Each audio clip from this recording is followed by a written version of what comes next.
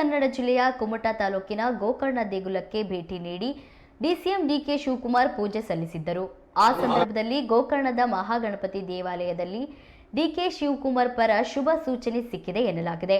ಡಿಕೆಶಿಗೆ ಮುಖ್ಯಮಂತ್ರಿ ಸ್ಥಾನ ಸಿಗಲಿ ಎಂಬ ಆಶಯದೊಂದಿಗೆ ವಿಶೇಷ ಪೂಜೆ ನೆರವೇರಿಸಿದ ವೇಳೆ ಮಹಾಗಣಪತಿಗೆ ತಲೆಯ ಮೇಲೆ ಹೂವು ಇಟ್ಟು ಪ್ರಾರ್ಥನೆ ಸಲ್ಲಿಸಲಾಗಿತ್ತು.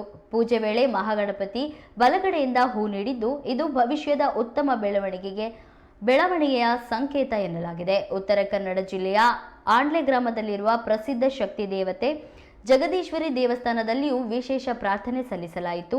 ಜಗದೀಶ್ವರಿ ದೇವಿಗೆ 5 ಬಾರಿ ಬೇಡಿಕೆ ಇಟ್ಟಾಗಲೂ ಪ್ರತಿ ಬಾರಿಯೂ ಒಳ್ಳೆಯ ಮುನ್ಸೂಚನೆಯನ್ನ ದೊರೆತಿದೆ ಎಂದು ದೇವಸ್ಥಾನದ ಅರ್ಚಕರು ತಿಳಿಸಿದ್ದಾರೆ.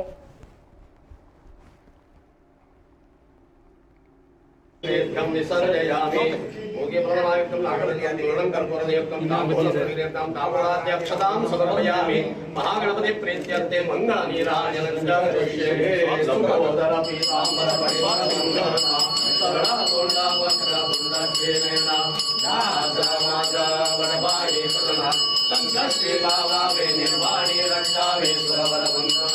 जय देव जय देव जय मंगलमूर्ति श्री मंगलमूर्ति दर्शन मात्रे माना गणे मात्रे माना जय देव जय देव